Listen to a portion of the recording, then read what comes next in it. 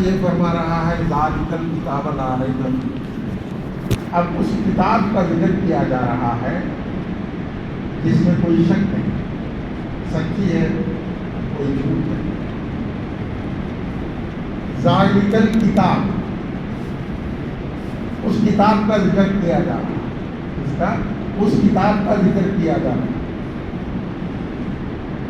جس کے اندر کوئی شک نہیں۔ اس کتاب کا مطلب یہ ہے کہ کتاب ہے، مطلب کیا ہے؟ کتاب موجود ہے، آلریڈی اس کا ذکر کیا جا رہا ہے۔ ایک ظاہری معنی تو یہ ہے کہ لوح محفوظ میں ہے، یہ ظاہری ہے، باطنی نہیں۔ ظاہری معنی کیا ہے؟ لوح محفوظ میں پوری کتاب ہے، وقتاً فوقتاً اس کو اللہ تبارک و تعالی یہاں نازل کرتے گیا 23 سال میں۔ کتنے؟ 23 سال میں نازل کرتے گیا۔ لیکن اب یہاں جو ذکر ہو رہا ہے اس کتاب کا، اس کتاب کے حصے کا ذکر نہیں ہے، بلکہ مکمل کتاب کا ذکر ہے۔ اور جگہ بھی یہ فرمایا کہ وہ نازل ہو چکی ہے، نازل ہو چکی ہے، اور اس کا ذکر کیا گیا۔ اب یہاں اس کے اندر شک مت کرو، لا ریب فیہ۔ پھر اللہ فرمایا بعد میں کیا ہے؟ ھدی للناس، ھدی للناس، انسانوں کے ہدایت کے لیے، انسانوں کے ہدایت کے لیے یہ کتاب نازل کی گئی ہے، کی گئی ہے، یعنی آلریڈی موجود ہے، آلریڈی موجود ہے۔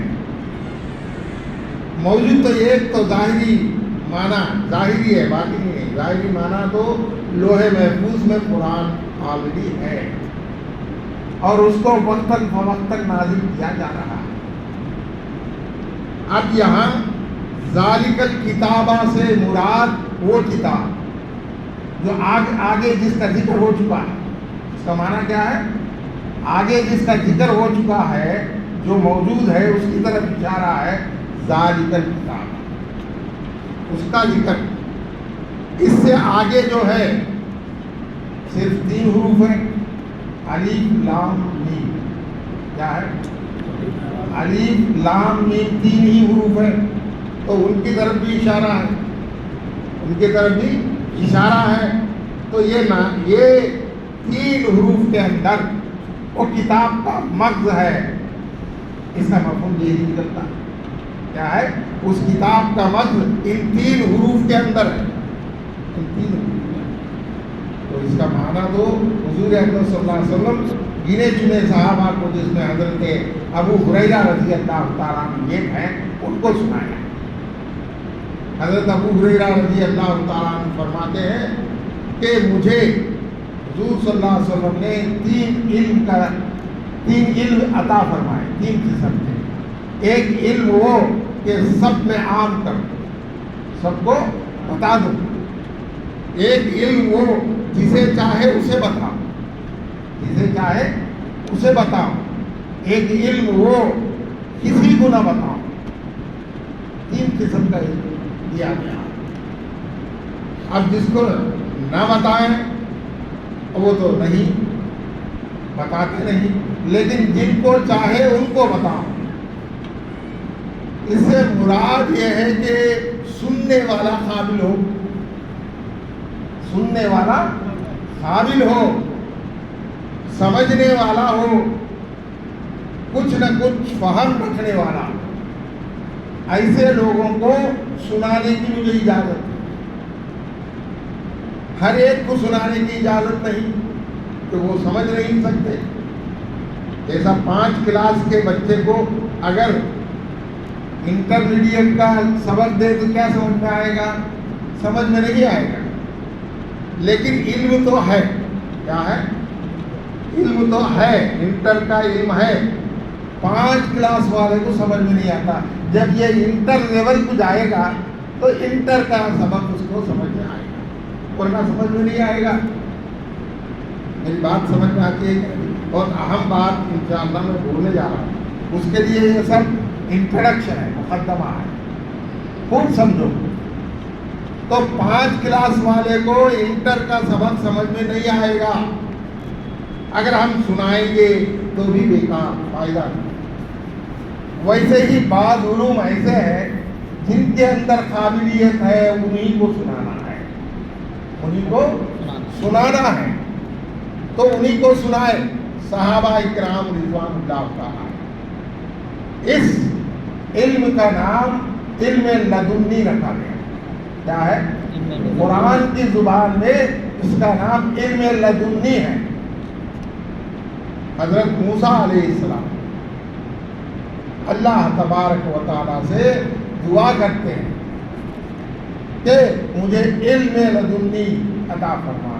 تو اللہ تبارک و تعالیٰ حضرت موسیٰ علیہ السلام کو حضرت خضر علیہ السلام کے پاس بھیجا.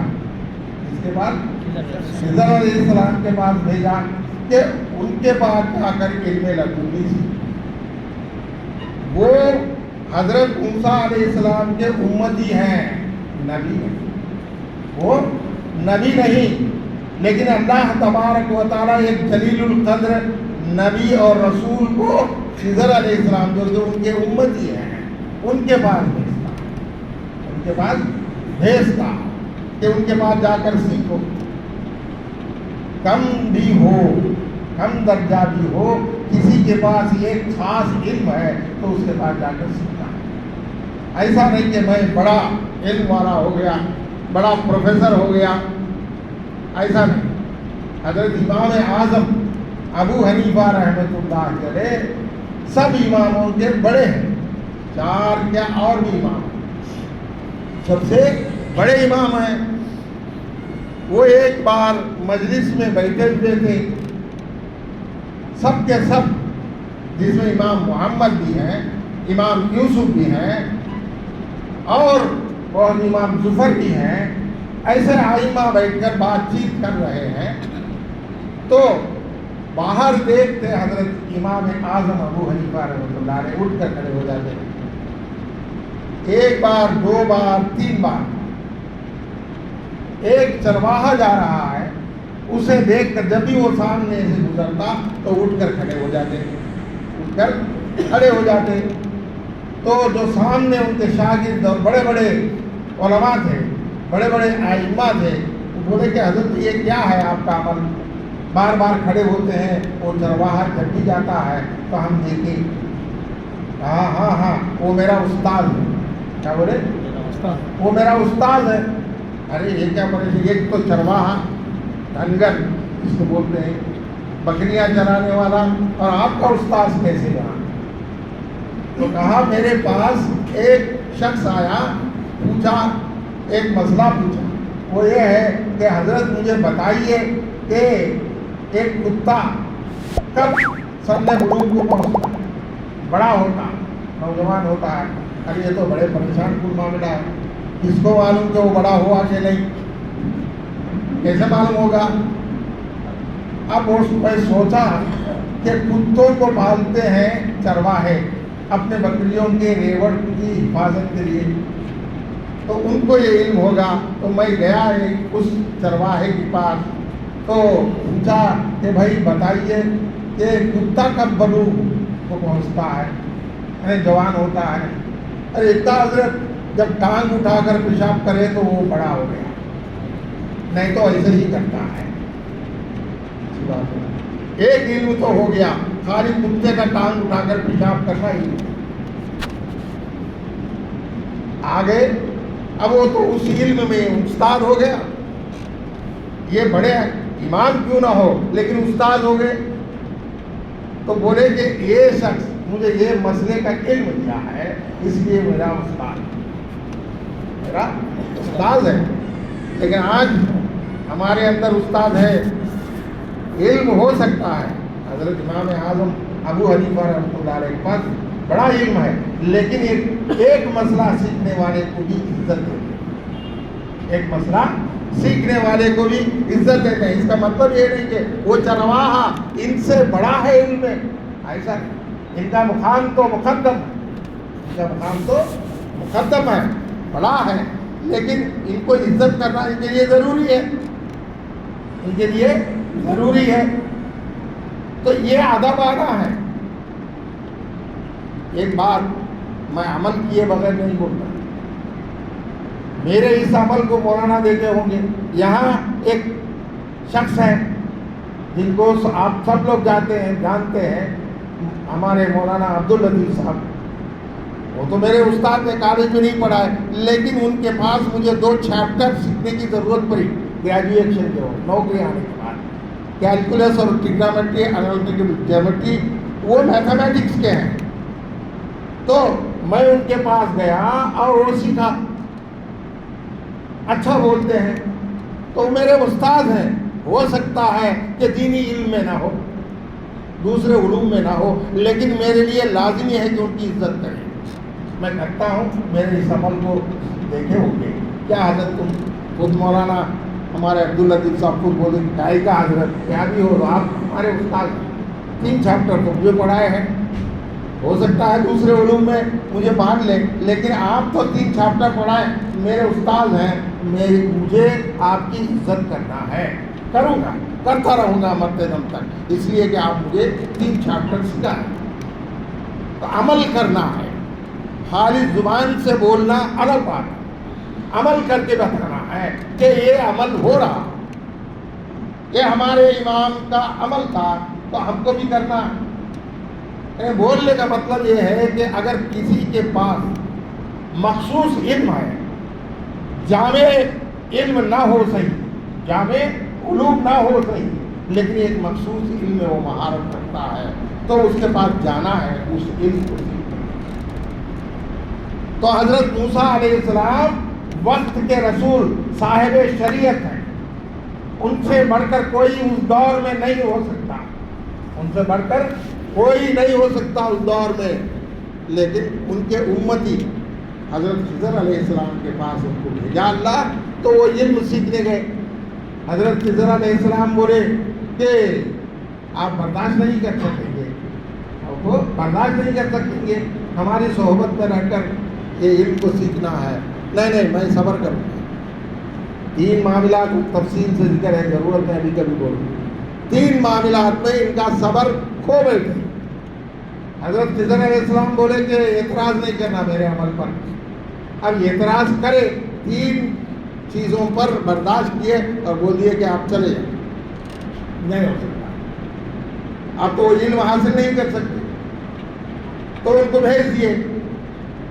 اس کا مطلب یہ نہیں کہ وہ علم حضرت موسیٰ علیہ السلام کو نہیں ہے، ایسا نہیں کہ موسیٰ علیہ السلام کو براہ راست اللہ بعد میں دیا، اللہ دیا. یہ واقعہ ہماری ہدایت کے لیے، یہ واقعہ ہماری ہدایت کے لیے، امت کے لیے، کہ آئندہ آنے والے قوم جو ہے یہ سمجھے کسی کے پاس مخصوص علم ہے تو اس کے پاس جا کر سیکھنا. حضور اقدس صلی اللہ علیہ وسلم نے فرمایا اطلبوا العلم ولو کان بالصین او کما قال صلی اللہ علیہ وسلم. تو علم کو سیکھو یہاں تک کہ چین جانا پڑے. یا علم سے مراد صرف دینی علم نہیں ہے، دینی علم کے ساتھ ساتھ ظاہری علوم بھی اس سے مراد ہے. اگر خالص دین کا علم ہوتا تو چین میں کون سا دین کا علم تھا؟ اسلام کا علم تو نہیں تھا. لیکن حضور صلی اللہ علیہ وسلم نے بتایا کہ جاؤ اگر چین کو جا کر سیکھنا ہے تو سیکھو. تو مطلب پورے علوم، ایک علم ہی نہیں ہے بلکہ پورے علوم، خالص دین کا علم نہیں بلکہ دنیا کا علم بھی سیکھنا فرض ہے ہمارے لیے. ایسے غلط فہمی میں مت رہو، غلط فہمی میں مت رہو.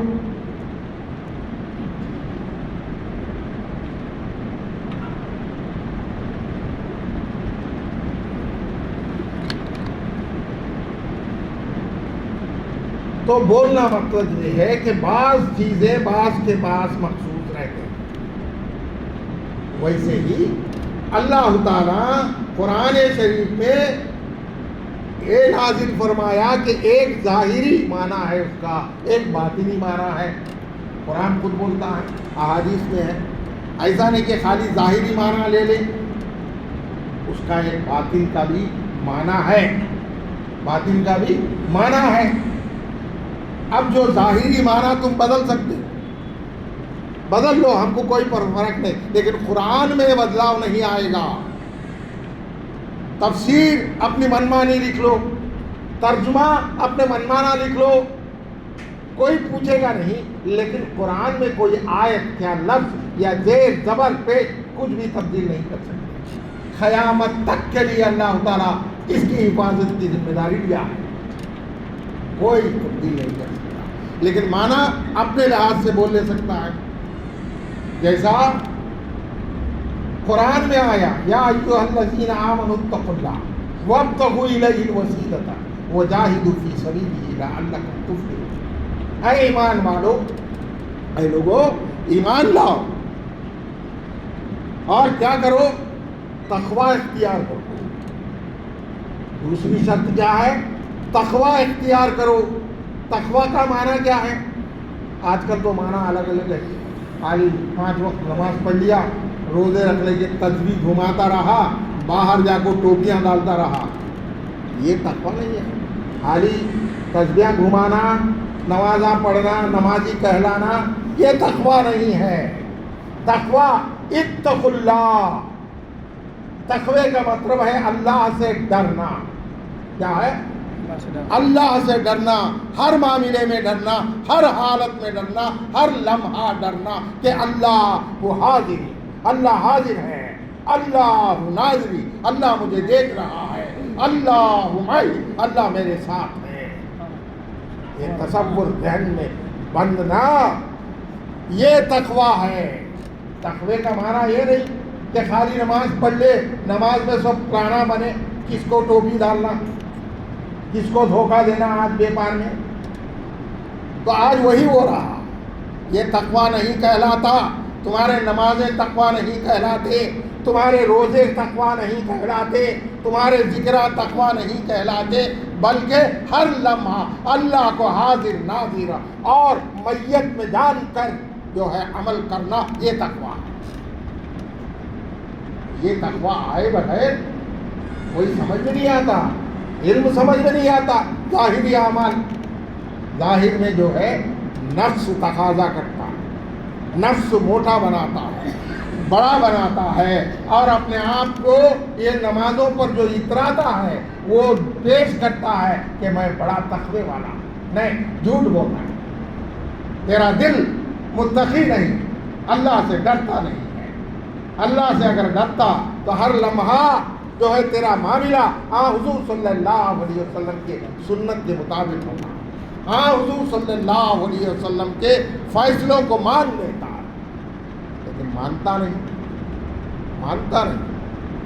اللہ جب بولتا ہے تو مان لیتا اللہ سے نفس۔ جب اس آیت میں اللہ یہ کہتا ہے کہ اے لوگو تم اللہ سے ڈرو، یہ تقویٰ ہے، اتقوا اللہ وابتغوا الیہ الوسیلۃ، اور طلب کرو وسیلے کو۔ اب یہاں وسیلے کے معنی اپنی منمانی نکالے ہیں، کئی کتابیں تفسیریں ترجمے ہیں کہ وسیلے کا مطلب کیا کیا لکھ دیے، حالانکہ گرامیٹیکل سے، صرف و نحو کے قانون سے بھی غلط ہے، لکھ دیتے ہیں، لوگوں کو بھڑکاتے ہیں۔ یہاں وسیلہ طلب کرو، وابتغوا، ایک وسیلے کو تم پکڑو، کس کے لیے؟ اللہ کے راستے میں محنت کرنے کے لیے، اللہ کے راستے میں محنت کرنے کے لیے، وجاہدوا فی سبیلہ، اللہ کے جو ہے لیے راستے میں محنت کرنے کے لیے وسیلے کی ضرورت ہے۔ جب اللہ بولتا ہے تو ہم بولیں گے نہیں، ہم وسیلہ کچھ نہیں مانتے، ہمارے استاد ہمارے امیراں بولے تو مانتے، ارے وہ وسیلہ نہیں تو کیا ہوا؟ جب وہ بولتے ہیں تو وہ بھی وسیلہ ہے۔ شیطان کا وسیلہ لیں گے، قرآن کا وسیلہ نہیں لیتے، حدیث کا وسیلہ نہیں لیتے، حدیث کو انکار کریں گے، قرآن کو انکار کریں گے، لیکن اپنے نفس کی اتباع کریں گے، اس کا وسیلہ نہیں۔ بہرحال بولنے کا منشا یہ ہے کہ اللہ تبارک و تعالیٰ اس آیت کریمہ میں یہ اشارہ بتا رہا ہے کہ یہ کتاب نازل ہو چکی ہے، کیا ہے؟ یہ کتاب نازل ہو چکی ہے، مکمل ہو چکی ہے، لیکن تم اس کو نہیں جانتے، تم اس کو نہیں جانتے۔ قرآن میں ایک جگہ کہا کہ آپ لوگوں کے پاس قرآن کتاب اور نور آیا۔ کیا ہے؟ کتاب اور نور آیا۔ ایک جگہ فرمایا خالص نور آیا۔ یہاں اپنے منمانی جو ہے تعویلات کر لیتے ہیں۔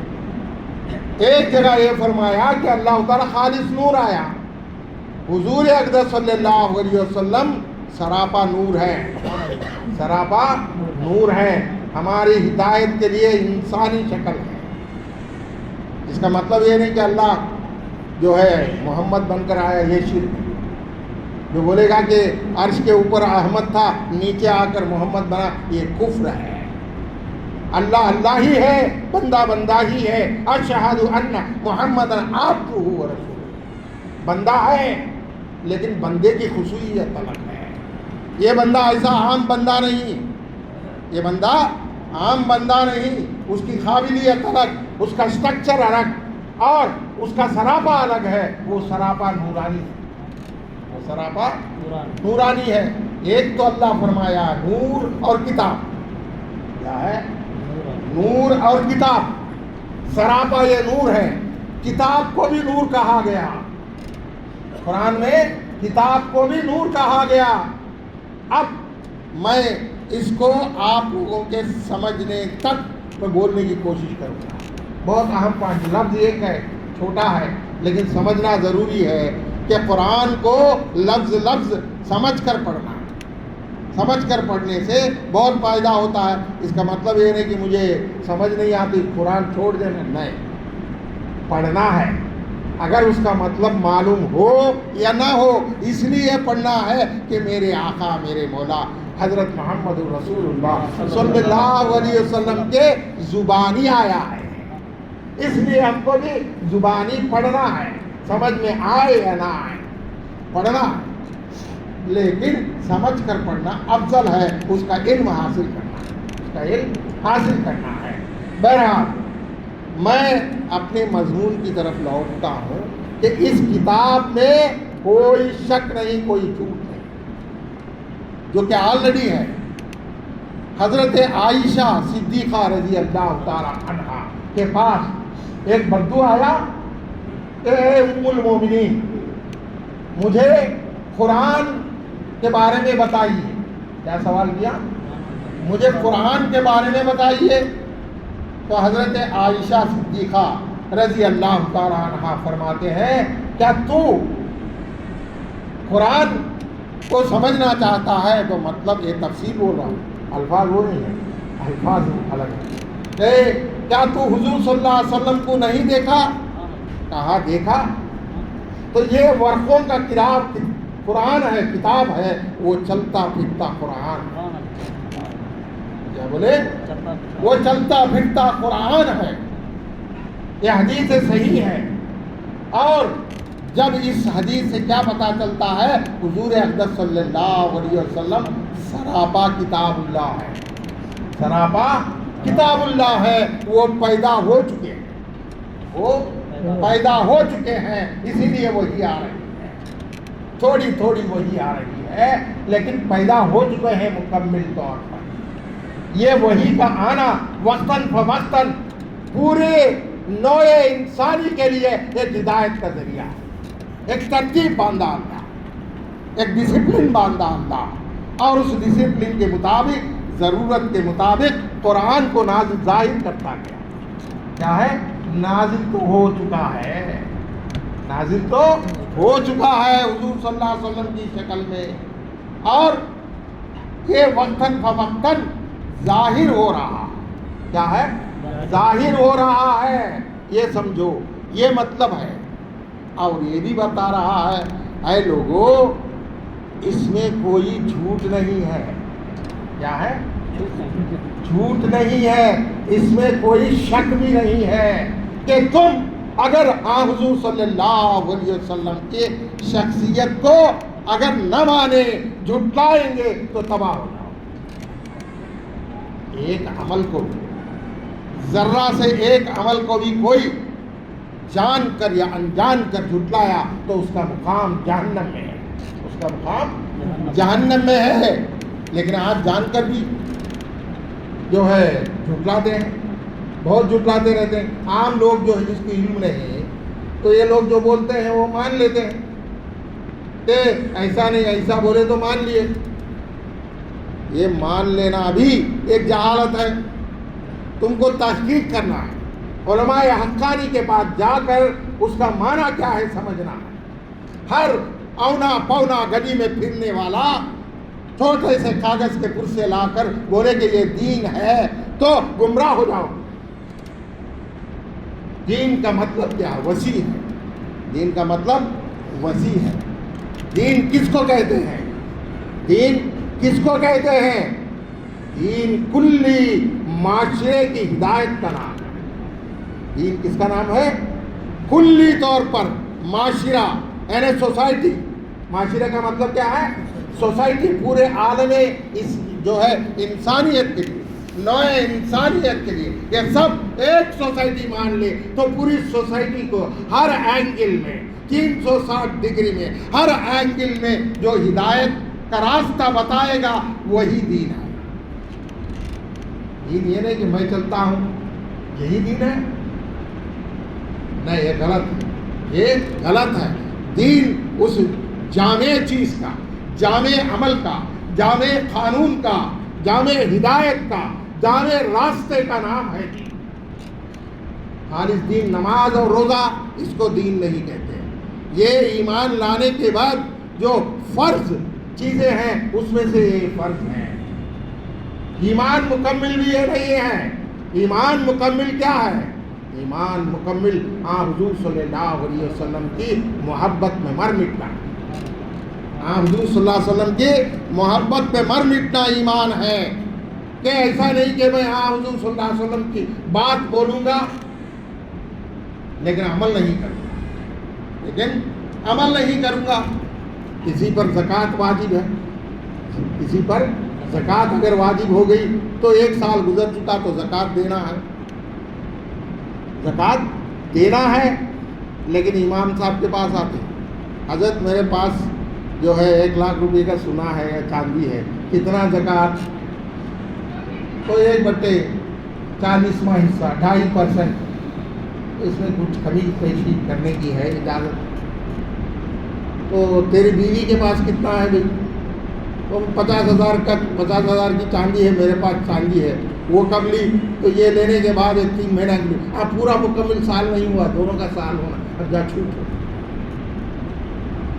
یعنی کہ بچانے کی کوشش ہے۔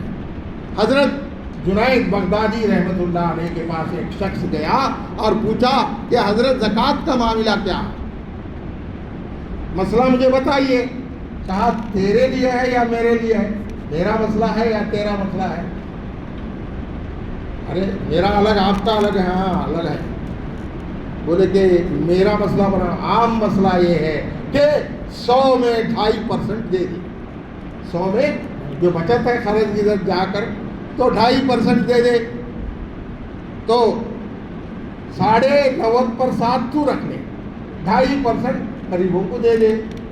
تو آپ کا مسئلہ کیا ہے؟ 2.5% میرا ہے، 90.5% غریبوں کا، یہ میرا مسئلہ ہے۔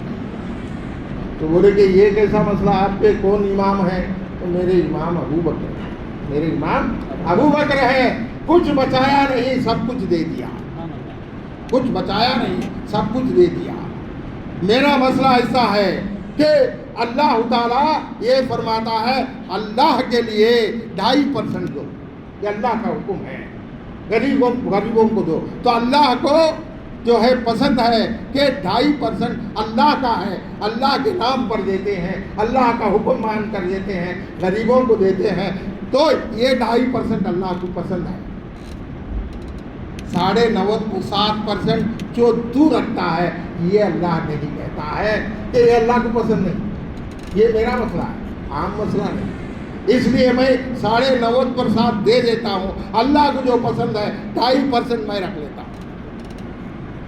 کیا کوئی یہ ہدایت نہیں پائے گا ارے 2.5% دینے کے لیے بھی تیار نہیں.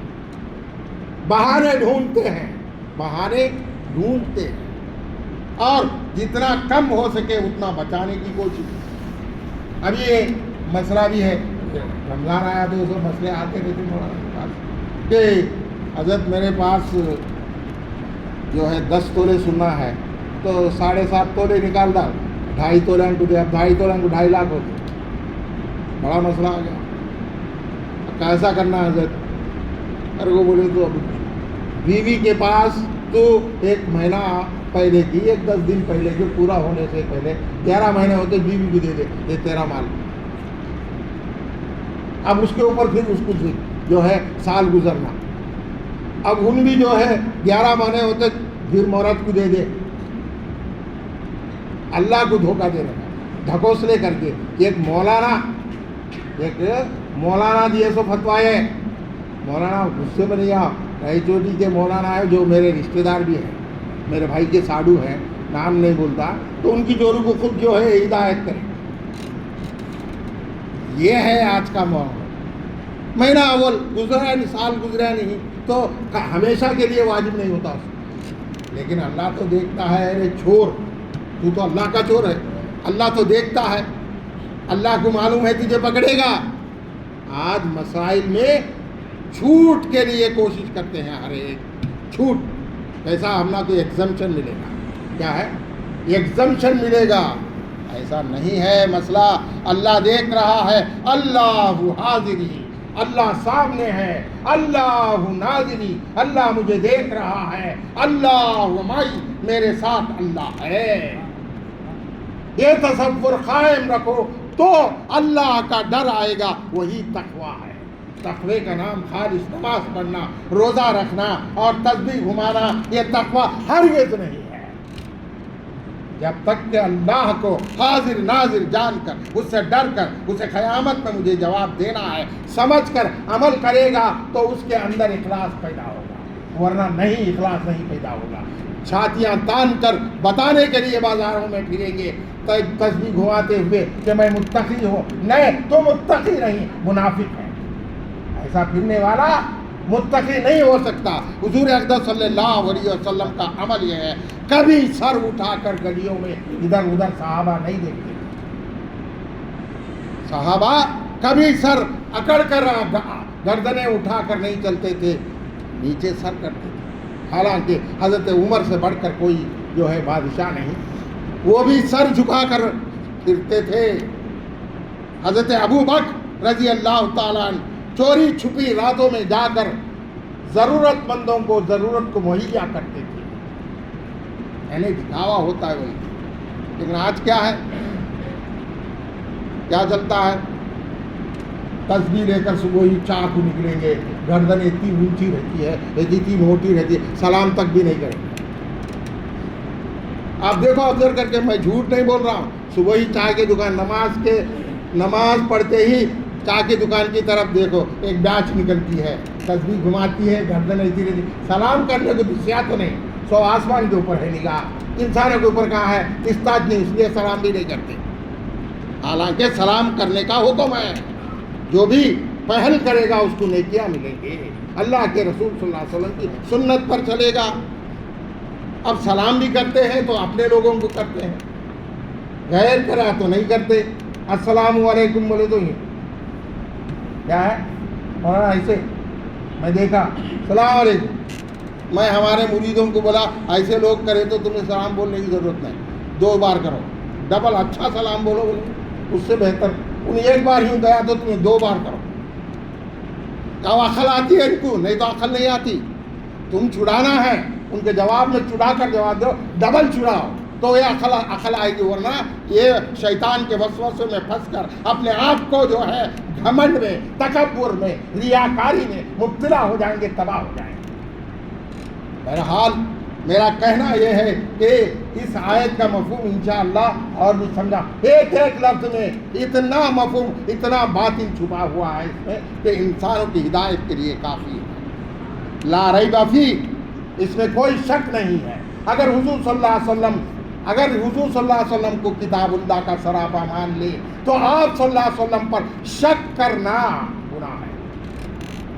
ایمان چلے جائے گا, ایمان چلے جائے گا اگر کوئی حدیث پیش کرے, صحیح حدیث ہمارے تصور کے خلاف ہو تو ہم مانتے نہیں.